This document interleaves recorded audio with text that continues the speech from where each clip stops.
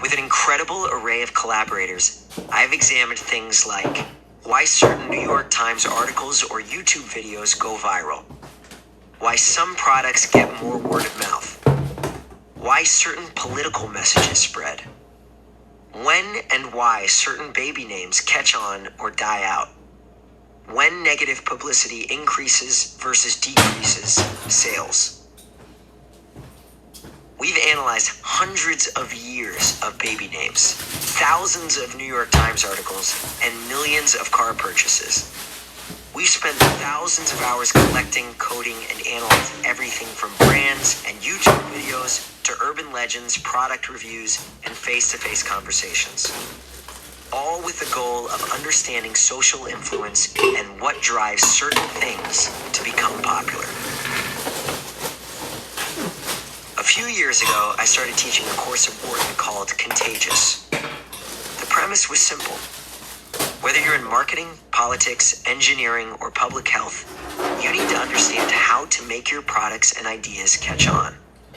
Brand managers want their products to get more buzz. Politicians want their ideas to diffuse through the population. Health officials want people to cook rather than eat fast food.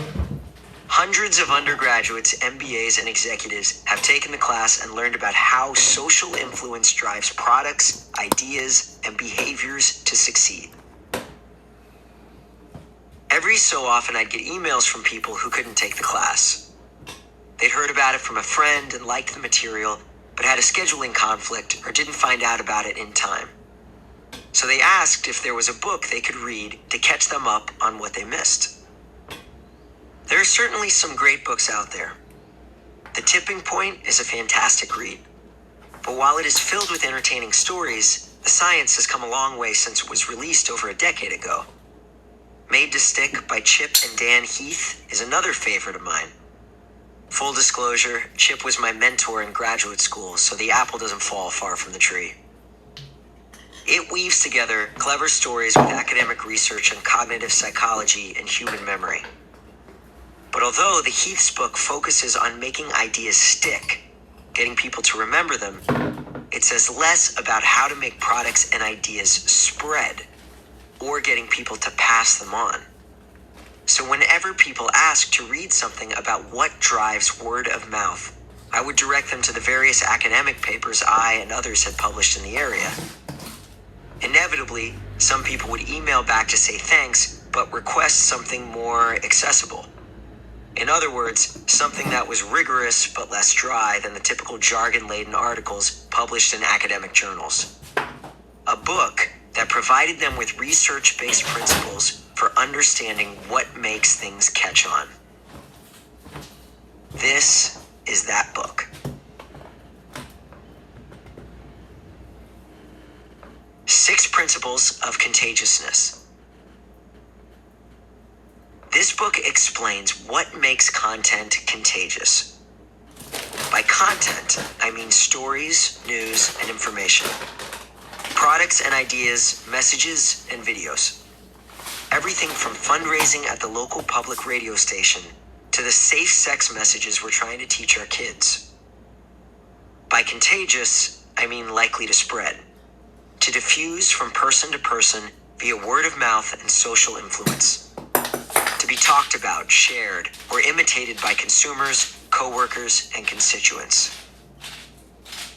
In our research, my collaborators and I noticed some common themes or attributes across a range of contagious content. A recipe, if you will, for making products, ideas, and behaviors more likely to become popular. Take Will It Blend and the $100 cheesesteak at Barclay Prime. Both stories evoke emotions like surprise or amazement. Who would have thought a blender could tear through an iPhone, or that a cheesesteak would cost anywhere near $100? Both stories are also pretty remarkable, so they make the teller look cool for passing them on. And both offer useful information. It's always helpful to know about products that work well or restaurants that have great food. Just as recipes often call for sugar to make something sweet, we kept finding the same ingredients in ads that went viral news articles that were shared, or products that received lots of word of mouth.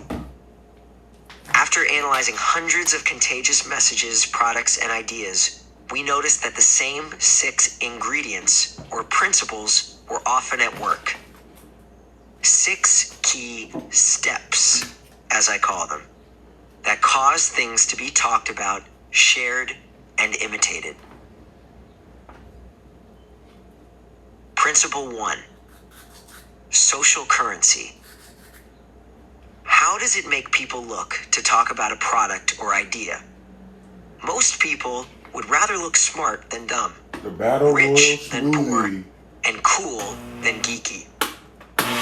Just like the clothes we wear and the cars we drive, what we talk about influences how others see us.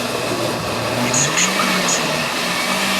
Knowing about cool things like a weather negativity makes people seem sharp and dumb. So to get people talking, we need to craft messages that help them achieve these desired impressions.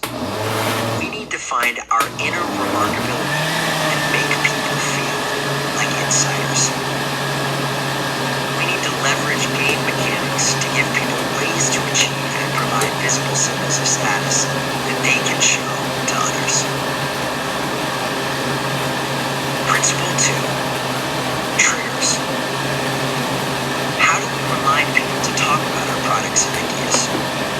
Triggers are stimuli that prompt people to think about related things. Peanut butter reminds us of jelly, and the word dog reminds us of cat.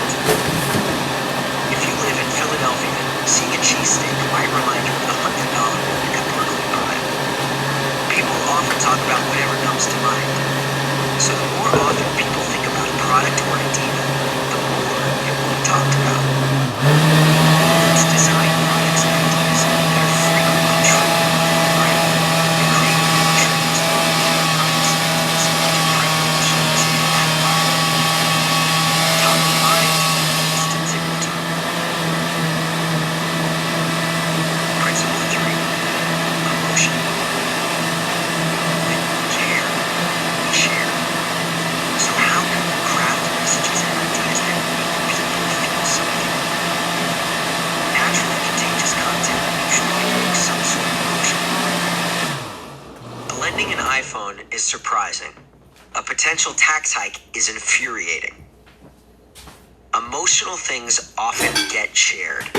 So rather than harping on function, we need to focus on feelings. But as we'll discuss, some emotions increase sharing while others actually decrease it. So we need to pick the right emotions to evoke.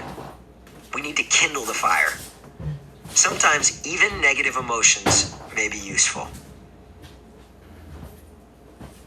Principle 4. Public. Can people see when others are using our product or engaging in our desired behavior? The famous phrase, monkey see, monkey do, captures more than just the human tendency to imitate. It also tells us that it's hard to copy something you can't see. Making things more observable makes them easier to imitate, which makes them more likely to become popular. So we need to make our products and ideas more public. We need to design products and initiatives that advertise themselves and create behavioral residue that sticks around even after people have bought the product or espoused the idea.